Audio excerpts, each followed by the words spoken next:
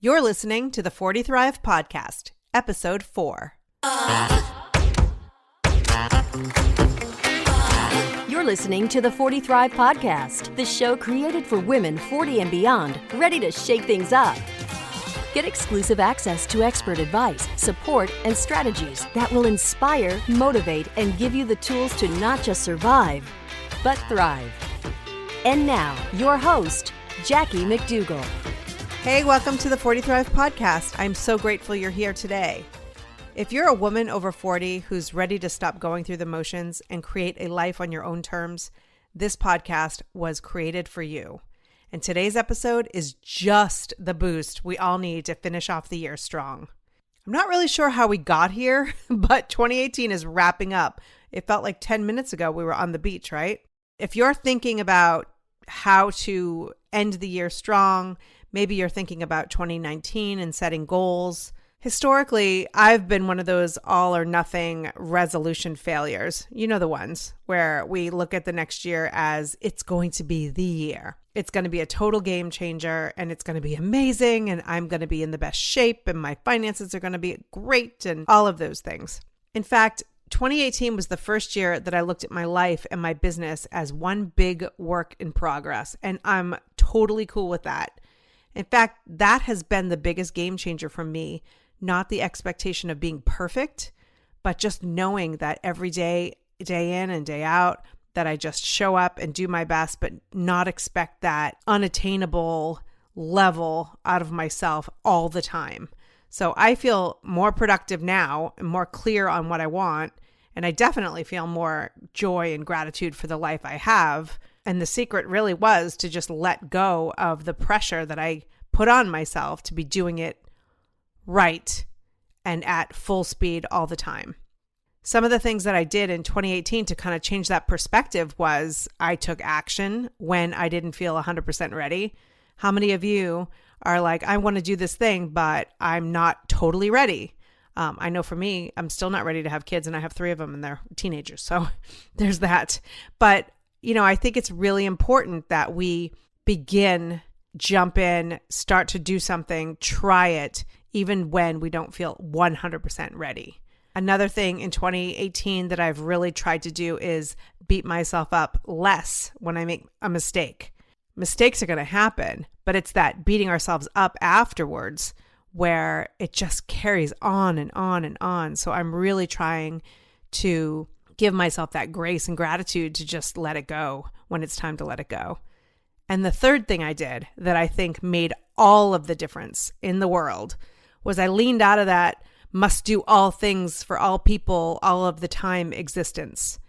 I don't necessarily have to constantly be pleasing other people and providing care and leadership in every circumstance, every single second of my life. And it has been such a relief to live in this way where, guess what? Somebody else might take control of that situation and it may be done in a way that is not exactly how you would have done it, and that's okay. So I know for me, when it comes to truly 40 thriving, these are really important steps that I have taken and continue to take in order to live a better existence. But I have to say, one of the best things that I have done in 2018 was to learn that through connections and collaborations with other like-minded women, we can do anything. To be able to work through some of the struggles in our heads, to bounce ideas off of each other, it makes a huge difference. So whether it's a mastermind for you and your business, or it's just coffee with somebody who lives up the street, I think the focus on connecting with other women and having a tribe in your life, it is so important, and it can be the difference between feeling lonely and struggling and really being able to get through your day. So I highly encourage you to seek out other women, whether it's online or in real life, in the coming year, to build those connections and to build those strong relationships.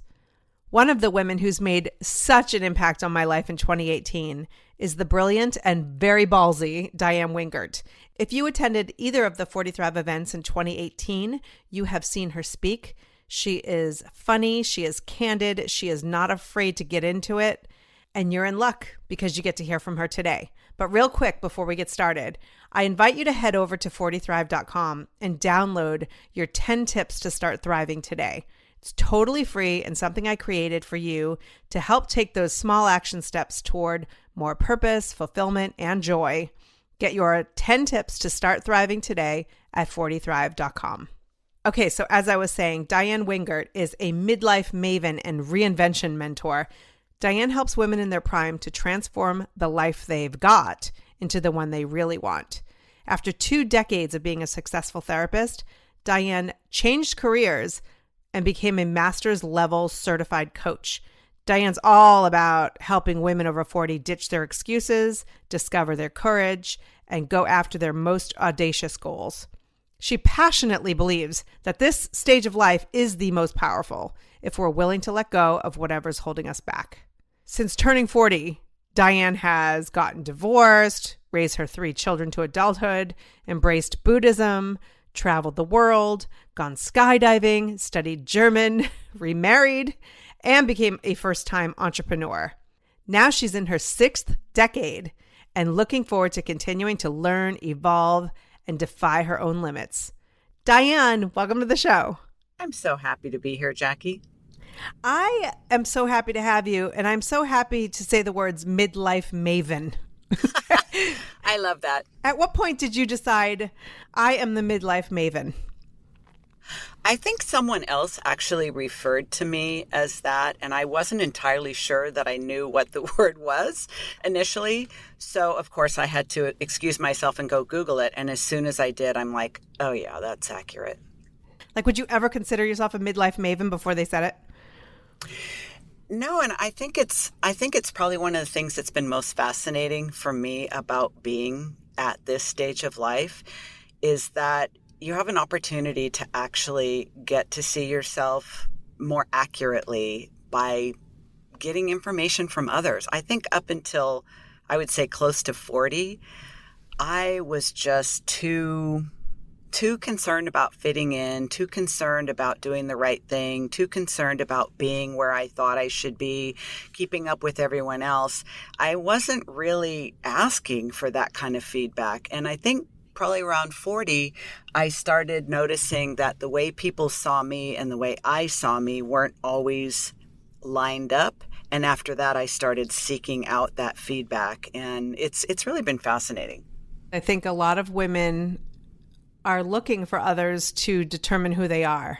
So, I mean, do you wake up one day and have this aha moment that I'm no longer going to be strictly controlled by other people's expectations? I wish I could say that it was like one pivotal moment, like literally sitting bolt upright in bed and gasping and going, Eureka, I suddenly know who the fuck I am. And oh, by the way, are we allowed to swear on this program? Go for it. Be yourself. Awesome. I don't think I could hold myself back. So I think because I do love the dramatic, and I think that it would be very exciting and it would make great storytelling to say it happened like a bolt of lightning. I would say for me, and in my work with women our age, it seems to be more typical that we have a series of unfortunate events or fortunate events that cumulatively create this awareness. And then it kind of maybe clicks into place through listening to a podcast, reading a book, reading a blog post, going to an event, or even a casual comment from a friend. And then it's like that last little jigsaw puzzle piece falls into place, and then you sort of see the picture that's been developing for a while. That's fascinating. And, you know, people come to you for advice, for guidance, for expertise. And that's probably the reason that they're tuning into this podcast. You are an expert. You are a former therapist. You are a life coach. But I want to go back because one of the things I love most about you is that you share your own experiences in life, and they're not all pretty, as much as we like to think, but you don't just come from a place of expertise. You come from a place of experience. And one of the things I see in the 40 Thrive group are women who are maybe not feeling it somewhere in their lives and they're not really sure how to make a change. And you've sort of made a career out of making changes. That's another thing that I have realized sort of in a latent way. I seem to be the person who throughout life goes through relatively long periods where things are very stable, things are very calm, things are just kind of humming along. And then I start to feel a little restless, a little discontent, a little less than satisfied, and that feeling starts to grow. And when it reaches a certain critical mass or a tipping point, I must take action. And when I reach that point, I tend to make big, dramatic changes in multiple areas of my life at once. The first time this happened to me, I didn't really think anything about it. By the time it had happened 2 or 3 times, I started thinking, something's really wrong with you, Diann, because this is just not normal. I was a shrink. I know very well how much the majority of people resist change. They fear it, they avoid it, they do everything they can to prevent it. But for some reason, I need it and I seek it out and I create it. Now, in my work now, I find that I attract people who know they need to make a change and maybe even are ready to want to make a change. They just can't get themselves to pull the trigger. So it seems to help me in the work that I do now. But for a very long time, I didn't accept that about myself. I thought that it meant something was really wrong with me. And I frankly got a lot of critical feedback over the years along the lines of, why aren't you ever satisfied? Why can't you just be normal? Why can't you just do what everyone else does? If it's good enough for everyone else, why isn't it good enough for you? What makes you so special? I always found it fascinating that people would see the changes that I felt the need to make in my life and then interpret that as casting a negative light on the fact that they didn't feel the need to do that. So at times I felt sort of attacked by that feedback, but eventually I realized I have to live my life for me and the way that feels right to me. So I just got better at handling the criticism, I guess. Right. Do you think that the criticism existed because they felt they didn't need to make the changes in their lives, or that they were too afraid to make the changes in their lives? It's really a good question. Of course, I can't know for sure what anyone was thinking unless they told me. But I think they were either, I think there were probably several camps. I think there were people that were horrified by it because they are the kind of people who, they're always going to the same restaurants, ordering the same meals. They've had the same friends since kindergarten. They would never dream of moving out of their hometown and things like that. Those are the people that are very, very, very averse to change. Then there are the outliers on the other end who are constantly seeking change, the serial entrepreneurs and big risk takers and people that are constantly moving and changing careers and stuff. And then everyone else is somewhere along the continuum in the middle. So I would think that the majority of people who gave critical feedback were either confused / fascinated by it and didn't really understand it. So maybe they were seeking understanding by making that comment and hoping I would respond in a way that would make it make more sense for them. But I, to your point, I really think there probably were women who really wanted to make changes, but when they added up the balance sheet, it just seemed too risky if things didn't work out the way they hoped they would. And I think that's probably what stops most people from doing things they want to do, whether at this stage of life or a different one. Right. I feel like a lot of the women that I meet are in that middle ground space. And so it's great to not be so resistant to having or needing any sort of change in your life. I mean, that sounds like a really peaceful place. But then there are women like you and me who constantly need to reinvent and evolve and create huge, I don't want to say drama, but just huge transition that would maybe make somebody else end up in a corner in the fetal position. So I think that you and I are alike a lot in that way. You were 36 when you decided you had a perfectly successful career already in medical sales.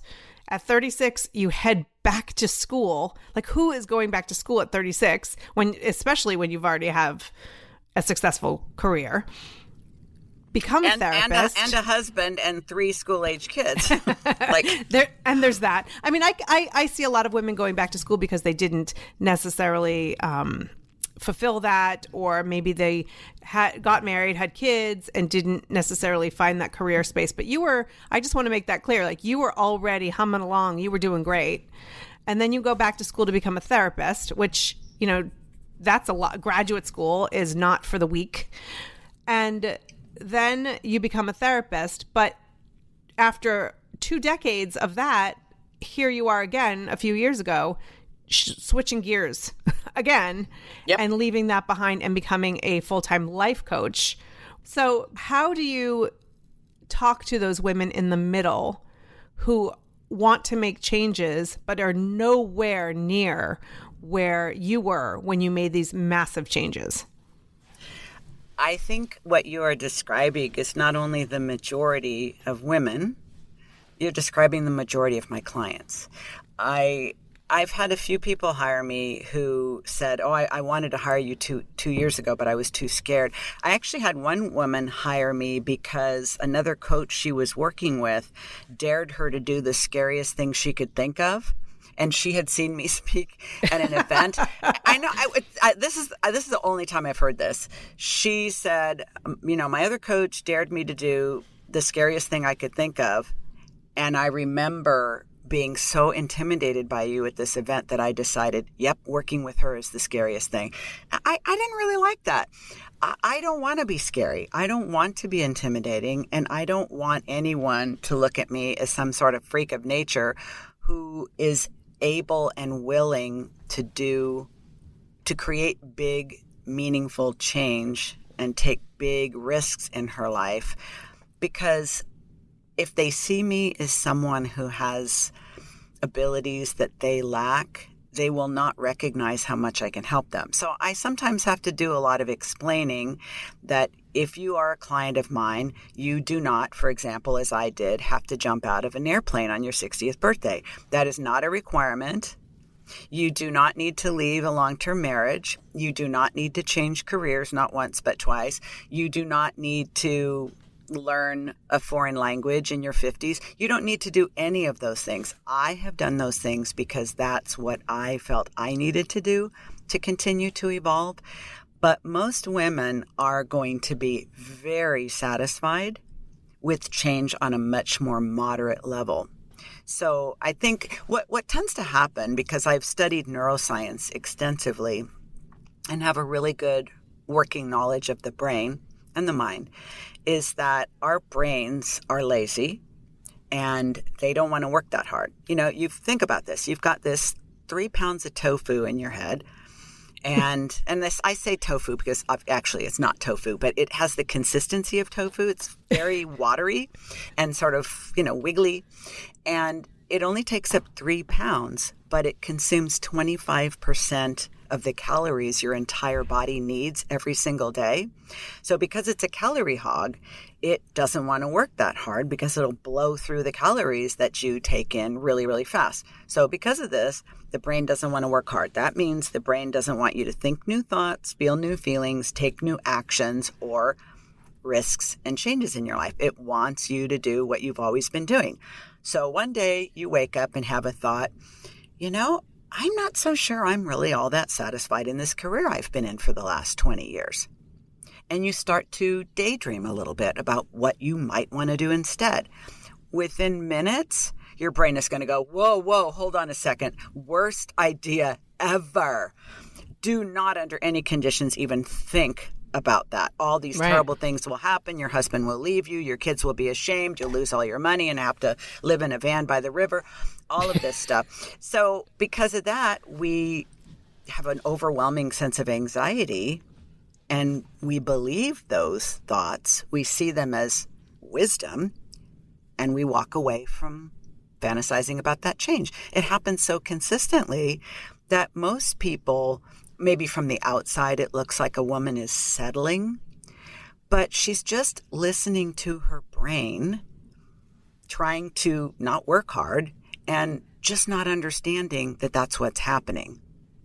Does that make sense? That makes perfect sense. And I think that it's so easy to listen to your brain, who's in control, who is telling you not to work so hard or not to make it work so hard.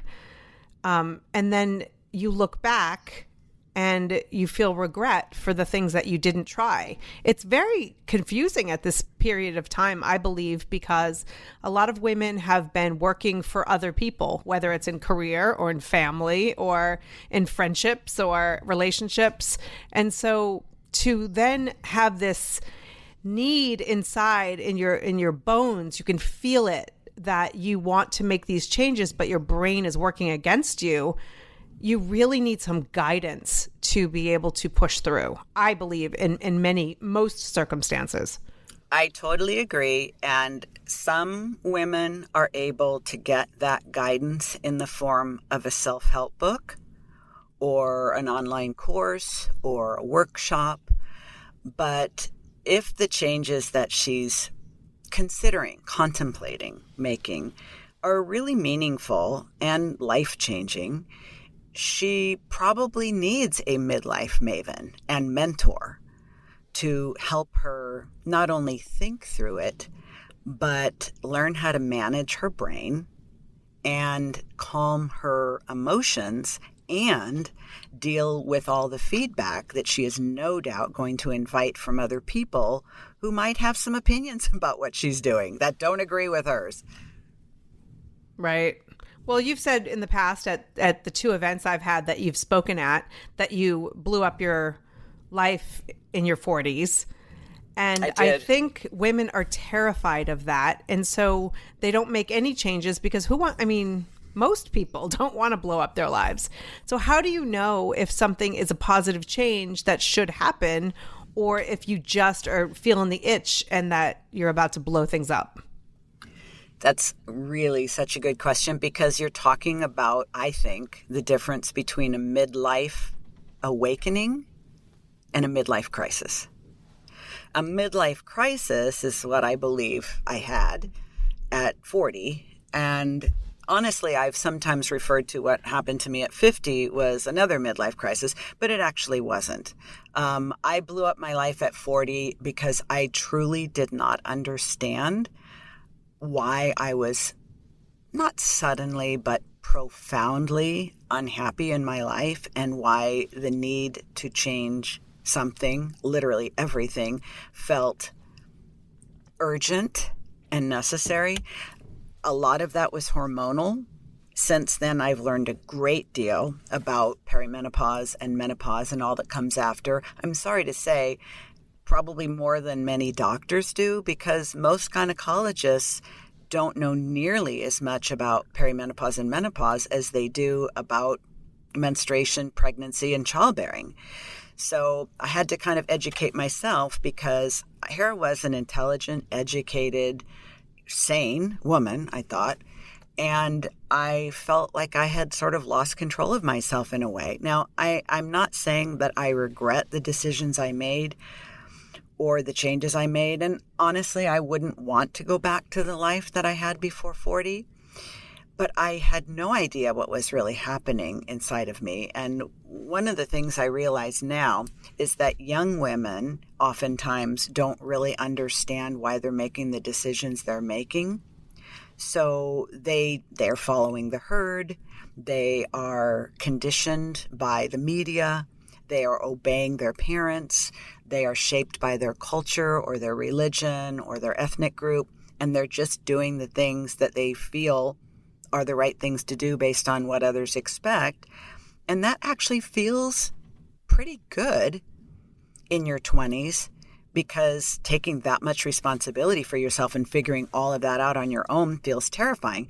And then you're in your 30s and you're just kind of living with those decisions. But after about 20 years, almost every woman is starting to question those really critical choices. And let's face it, who really knows who the hell they are at 20 or 25 when those decisions are being made? So I think that's really, to me, and this is not exactly a midlife issue per se, but I believe now at this stage of life, the number one reason why so many women feel like they want to blow up their life at 40 is as a result of three things. One, they do not understand how their mind and brain work, because nobody teaches that. Mm-hmm. They should teach it. They should teach it to children in public school, but they don't. So we don't really understand how our mind and brain work. And so we're being influenced by things that we don't really understand. Two, we don't really understand the effect of our hormones on our thoughts, our emotions, our choices, all of that. And three is that we make the most important decisions for our lifetime when we're too young and inexperienced to really even know who we are. And I think that is what adds up to a midlife crisis and the desire to blow up your life. Fascinating, because there are not many areas outside of those core decisions that you make, family, career, things like that, that you actually make as a young person that you have to continue that same decision as you get older. Do you know what I mean? Like, for example, if I made a decision at 25, I didn't get married until I was 31, but those decisions don't really impact too much where I am today. But marriage and children and a potential career, those decisions at a young age really do. You're not the same person later. And so you're trying to figure out, hey, I can't just walk away from all of this necessarily, but I'm not the same person. So how do you kind of get those two things in the flow of what you've decided then and where you are now? Yeah, that absolutely is. I'm going to put my former therapist hat on for a minute.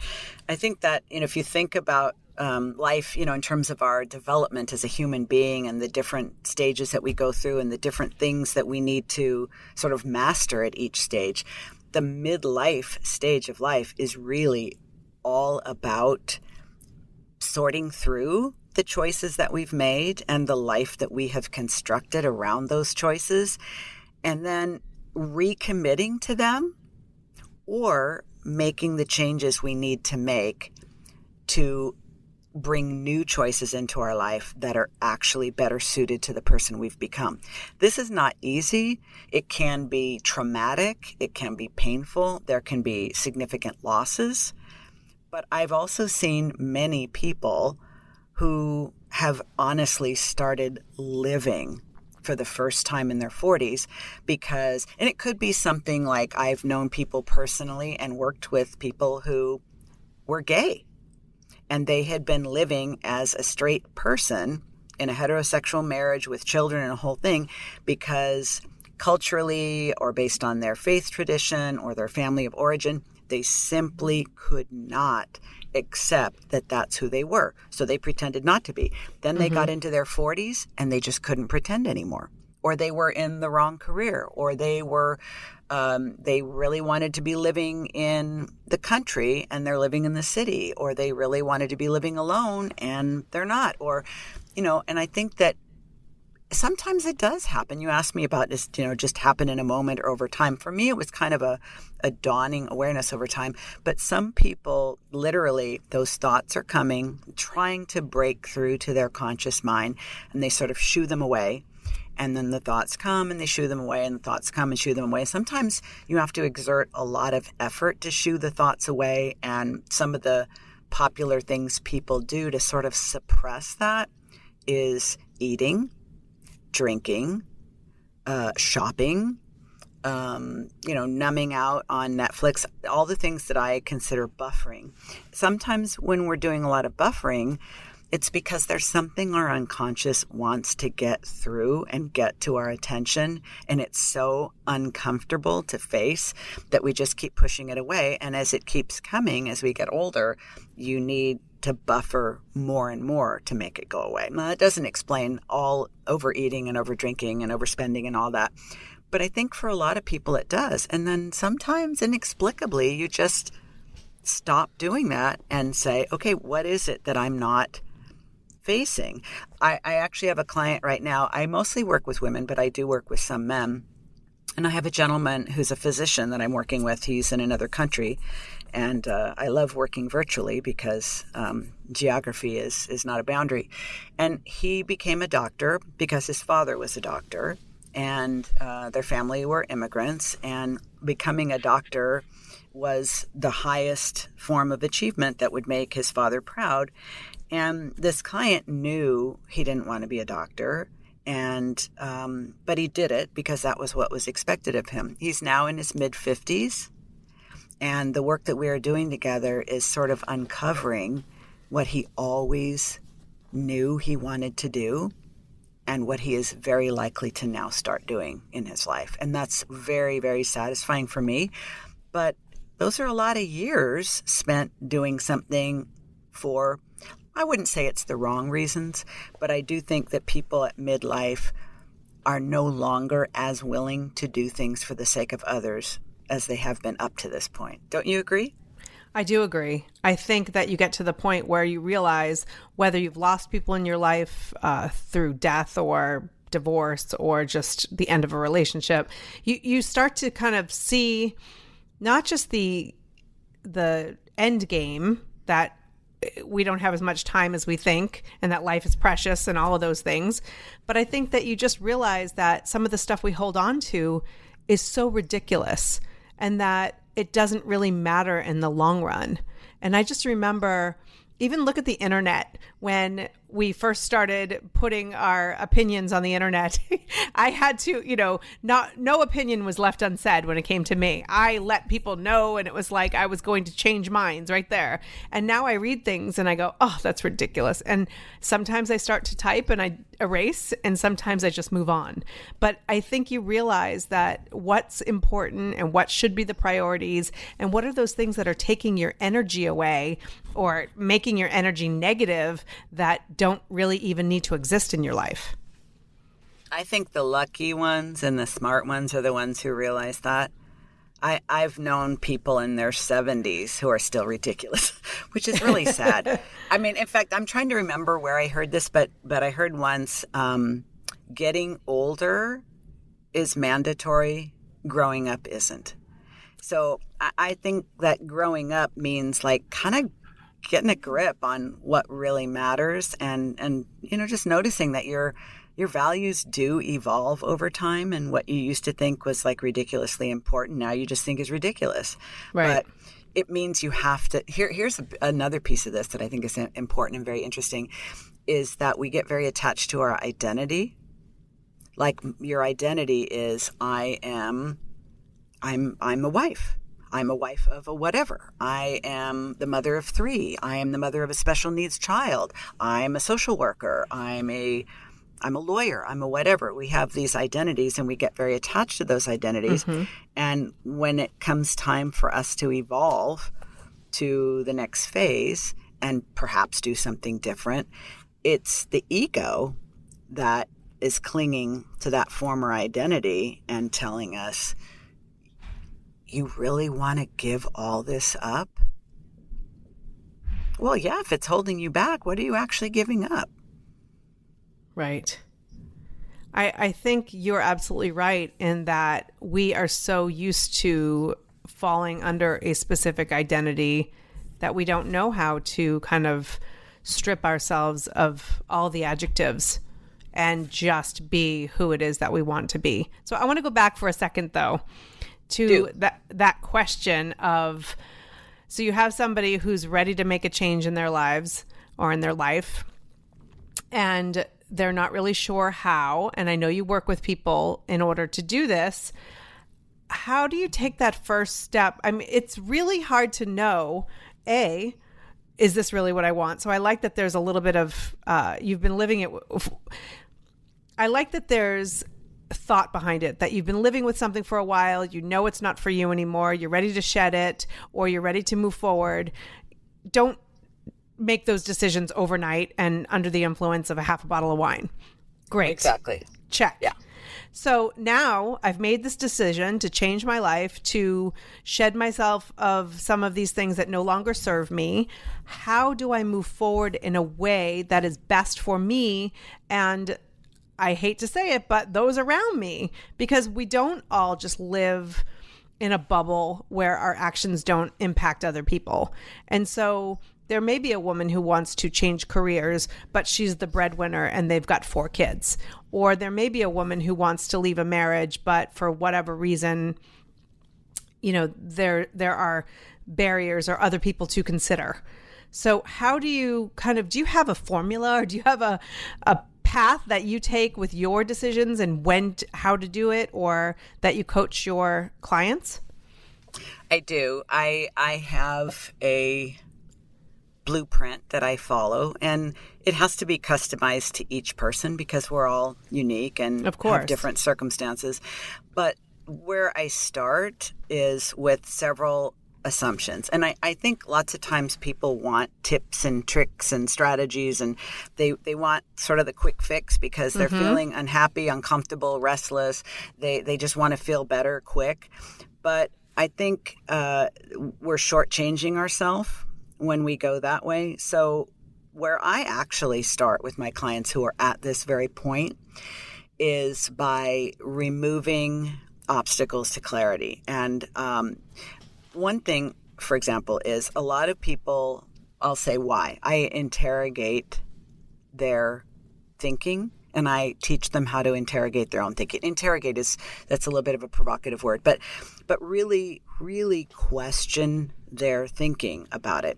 And what I find oftentimes is lots of times we think we're unhappy, we think we're unsatisfied, we think we're unfulfilled, but the reality is we're bored.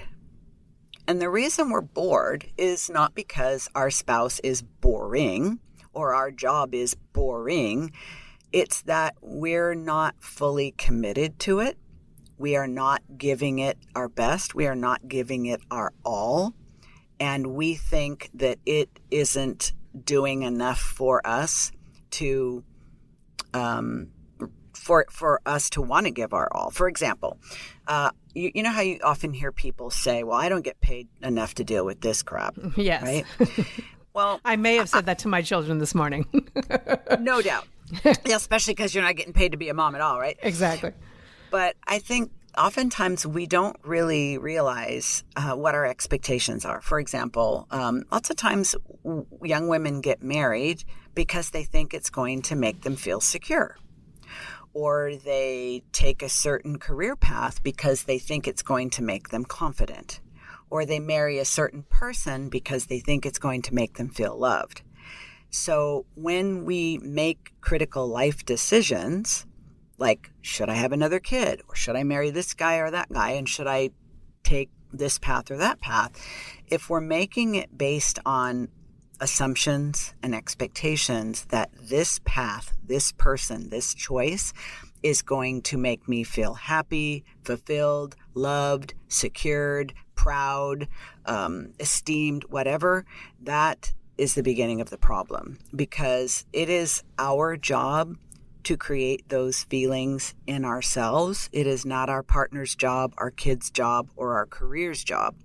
So the first order of business in the people that work with me is kind of getting under their thinking about why they want to make the change. And oftentimes they don't even realize they have this expectation, they have this assumption, well, I don't feel happy now, so this must be the wrong X. So if I get a new X, I'll feel happier. No, in all likelihood, you are going to be the same person with the same problems in a new location without all the history and social support that you have now. And I have known women who have also blown up their lives and left their husband for someone else, left a career path to do something else, left the country to live somewhere else, and 2 to 3 years later came back. And the reason why is that they didn't really understand why they wanted to change to begin with. So it's really important to me to act with integrity and to not help people make a huge mistake simply because they want to, but to say, well, you may very well be better off in this thing, but let's make really sure of it. Now, I have a really unconventional approach in a lot of ways and an unconventional way of thinking about this, but I don't think you should ever leave a marriage to become happy. I think there is a way to become happy even within a marriage that isn't right for you. And once you're at that place, then you can decide to leave the marriage simply because you want to and because you choose to, not because you think you need to in order to be happy. That is I've never heard that point before in quite that way. And it is perfectly logical, like, duh, but at the same time, I don't know many people who do that, because marriage is hard. And we like to say to people, oh, life's too short. You should be happy. Like, you hear it all the time. But to leave the marriage when you're not in that space of fulfillment within is only going to leave you feeling exactly the same way, just as you say, in a different location. Right. You're going to have because I personally believe that our reality is created by the thoughts that we think. Like, the same two women could have the same two life circumstances, same level of education, same level of income. Everything could be like exactly equal. And one of them could feel grateful, content, proud, and satisfied. And the other one could feel sad and resentful and confused and angry with the exact same conditions. So part of the way I coach and the way I teach is that stripping away all of the thoughts and the judgments that we have about our life, about our boss, about our career path, even about ourselves, sort of stripping, I call it like peeling the story off the facts, just sort of getting all the way down to the basic facts and being able to sort of look at them objectively. And that's when you really kind of realize, oh, I'll give you an example just to help this make more sense. Mm-hmm. An example is I've worked with a few women who initially came to work with me thinking that, I'm in my 50s, my kids have left home, I feel unsatisfied. At first I thought it was hormones, and then I thought it was the empty nest, and then I really realized I'm really not happy in my career, and I'm not so sure I love my husband anymore. This is actually very, very common, to just sort of be generally dissatisfied with everything you've got. Right. Like all at once. So one woman in particular, as we sort of unpacked her thoughts, what we realized, and she had no idea about this, is that she had never actually forgiven her husband for a brief affair he had 13 years earlier. She just pushed it out of her mind and thought she had forgotten it. But it was like a seed of resentment and bitterness that grew and grew over time and led to her feeling very disconnected from him, understandably. Mm-hmm. And the other thing was that she was also very envious of some of her colleagues who didn't have children, whose careers were much more impressive.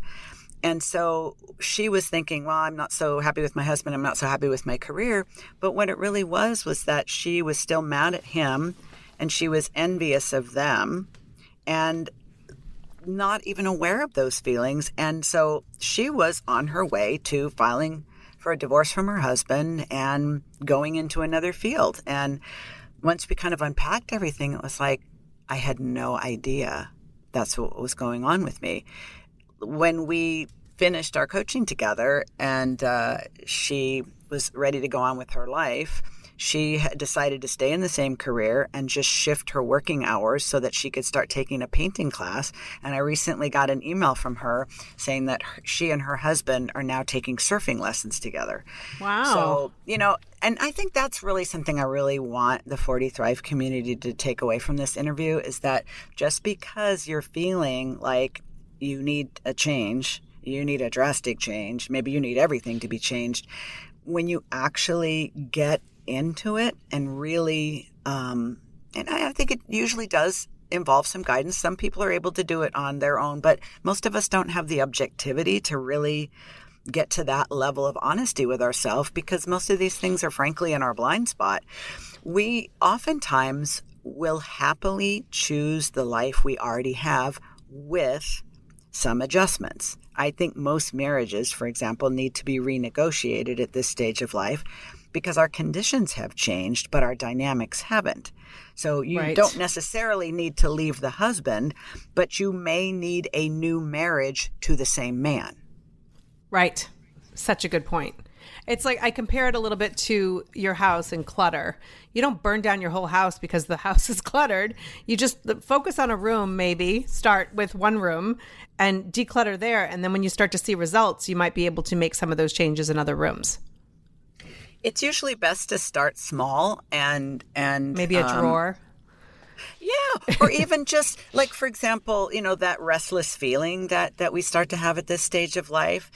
Like, what can you do with that?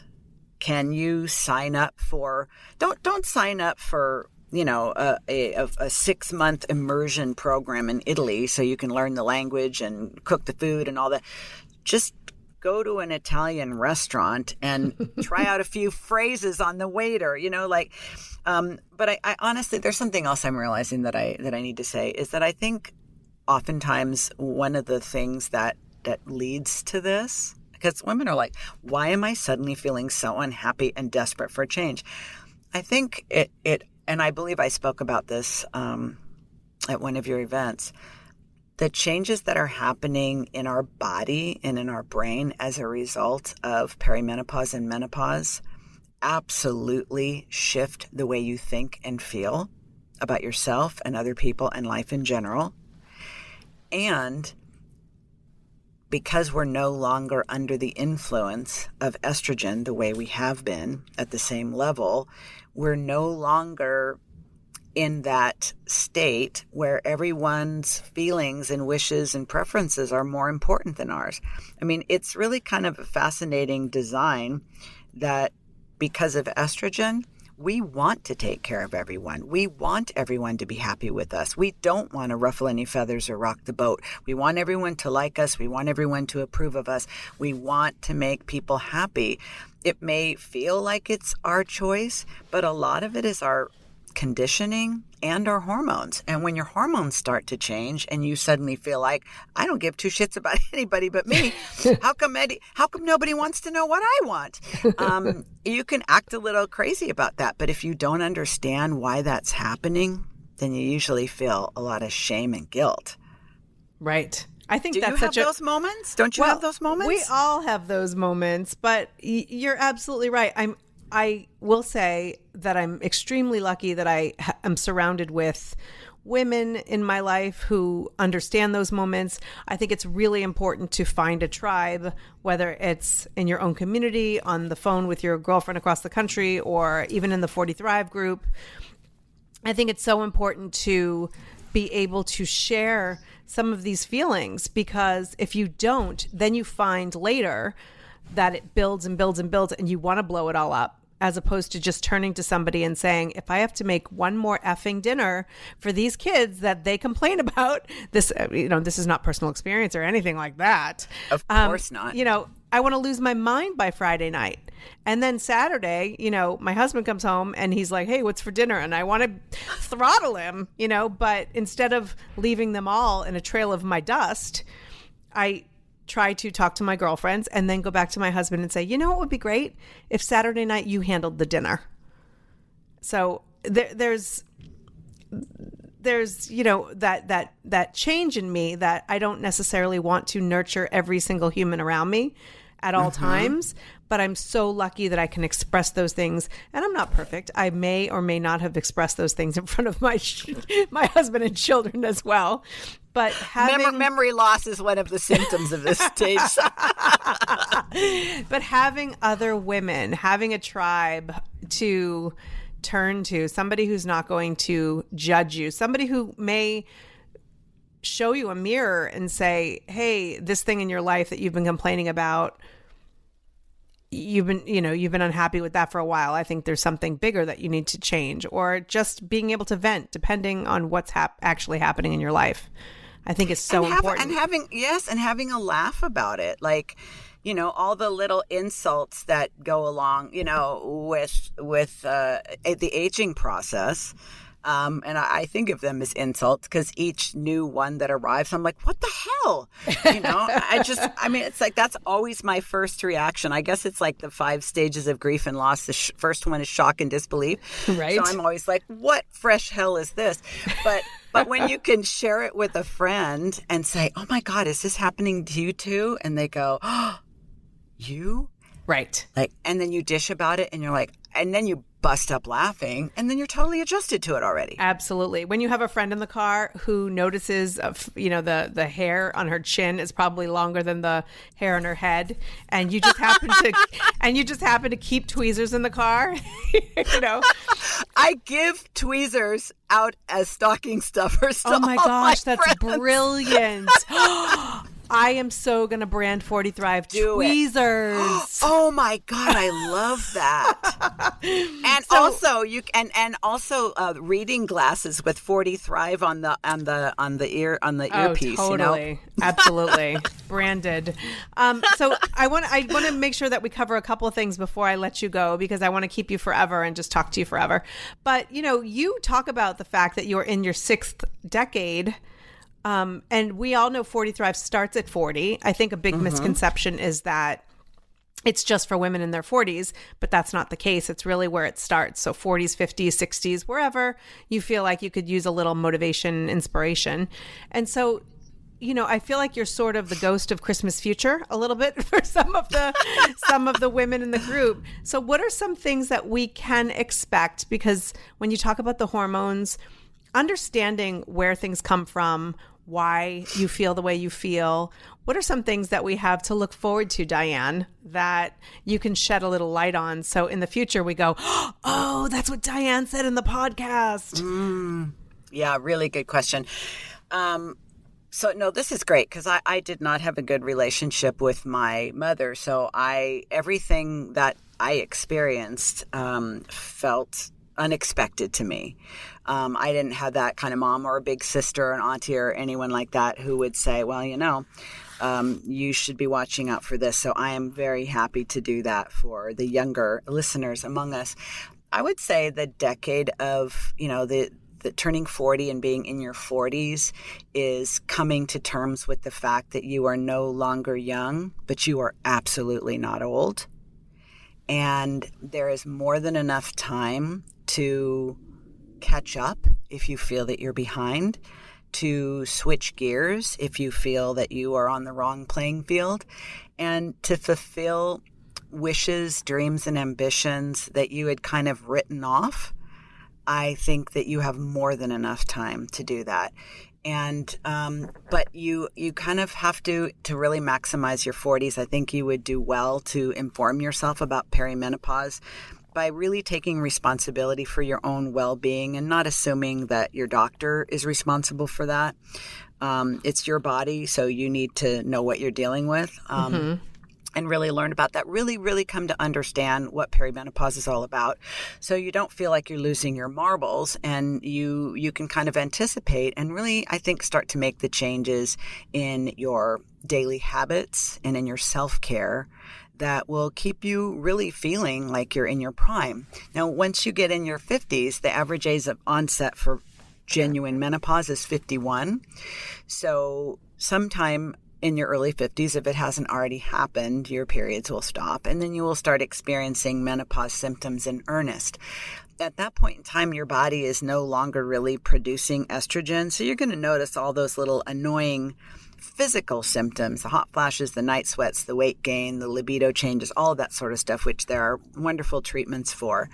Nothing is better than being educated and well-informed and taking responsibility for your well-being. I had to fire several different gynecologists before I found one who was really willing to partner with me to help me feel the way I was used to feeling. So I think turning 50, we tend to become better advocates for ourselves.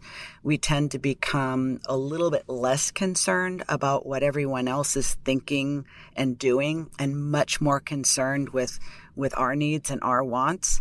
A lot of women do experience some depression at this stage. That's partly due to hormones and partly due to giving in to fears that, you know, the life I have is the one I'm stuck with. Sort of like I made my bed and I just need to stay in it kind of thing. And if you need professional help, whether that's a therapist, a coach, medication, by all means, get it. Do not suffer in silence. Surround yourself with people.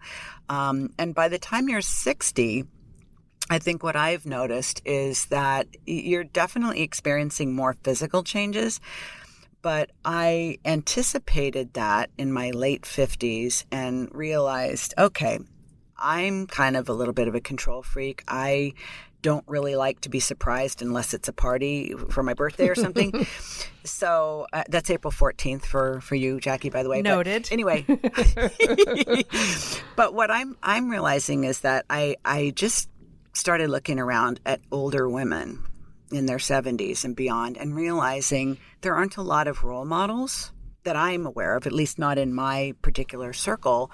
So believe it or not, a couple of years ago, as I was preparing to turn 60, I started searching online and I created a Pinterest board of images of older women in their mid 60s to mid 80s. And I started collecting pictures. And I started really paying attention to what I should expect in terms of energy level and, physical problems, what type of health issues I might encounter and how I could prepare for them or prevent some of them. And a couple of changes that I made as a result of that were I think my relationship with contact lenses is going to be coming to an end.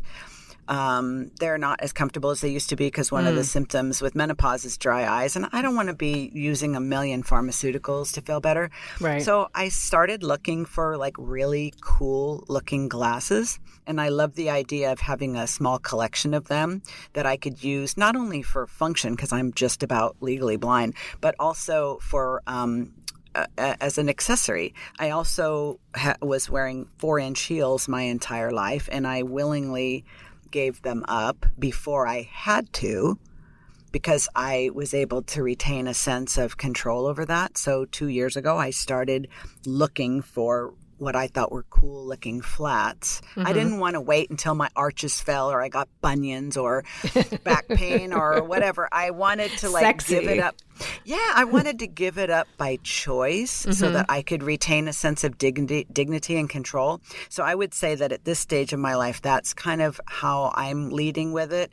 I have a very positive attitude about aging because I see no upside to being pessimistic or negative. I am not unaware of the fact that the body deteriorates as we get older, but I don't have to propel myself along with pessimistic and negative thoughts about it. I will do the best I can to take good care of myself, and whatever is going to come my way, I hope to face it with good humor and good grace. That's my plan. That is fantastic. And I love the way you just described so many people where we discover we're getting older. And so we then behave in ways that, intensify make it worse and make it happen more quickly, So I love that there's a little bit of preservation for you. What do you mean preservation? You mean like embalming fluid? Or? No, I just mean preserving what is working within your body. I know you exercise regularly, you're 7 days a week. You know, you're wearing shoes that maybe ultimately will be better for your back. You know what I think, Jackie, for me is that, coming back to the earlier part of this conversation, is that I have learned to make friends with change and get really good at it. And I'm really good at helping other people embrace change, both the changes that they feel happen to them and those that they would seek voluntarily. And that's how I'm facing aging. I am choosing to discover, I imagine sometime in the next few years, my hair is going to start turning silver or white. And I'm looking forward to seeing how I look when that's my look, instead of thinking, oh God, I'm going to have to keep coloring my hair. I can keep coloring it if I want, but I'm kind of curious, what would I look like with a really cool, hip hairstyle when my hair is white or silver? Right. Absolutely. I love the way you embrace it. I'm looking forward to it. You are an inspiration, my friend. Thank you. You're very welcome. So one thing I ask all of my guests is, what does 40 Thrive mean to you? What 40 Thrive means to me, and I agree with you, Jackie, 40 is just the beginning. Every single day since then, I have said, this is the best time in my life. Like, I literally say it out loud in front of my mirror, because I believe that we change the way we feel by changing the way we think. And so I actively program my mind for positive thoughts and to really believe this is the best time of my life. And I'm going to keep on thinking that all the way up till the end. Mm-hmm. I think at 40, you have the opportunity to be a grown-ass woman and take charge of your life, take full responsibility for your life, make decisions about who you want to be, irregardless of what everyone else thinks or what they're doing, and make the most of it. You have more than enough time. Everything I've read states that most women in our age group are going to live into our 90s. So to me, that means your life isn't even half over. Right. Get busy making it count, and don't settle for just getting by. Make the most of it. That's what Thrive means to me. I love it. So Diann, I know there are women listening to this podcast who are thinking, Diann is the person to help me get from where I am to where I want to be. How would they best reach you? I would love it if they would visit my website, thedrivenwoman.com. They can hop on my email list or send me a contact form and get in touch. I do offer a free 30-minute consultation for anyone who's thinking they might want to know more about working with me. We spend some time together on Zoom, figure out if we're a good fit. If not, I will give them some direction about where they might go instead. Awesome. Diann Wingert, thank you so much. Thank you for inviting me. I will come back anytime. Make sure you head over to thedrivenwoman.com and get your free consultation, because she will change your life. I am telling you right now. Thank you so much for listening. If you like what you hear, please subscribe to the podcast. Not only will you receive new episodes directly to your phone, tablet, or computer, but you'll also be supporting the show in such a huge but super simple way. Just hit subscribe wherever you're listening to the show. I'm so grateful for your support. Take care and keep thriving.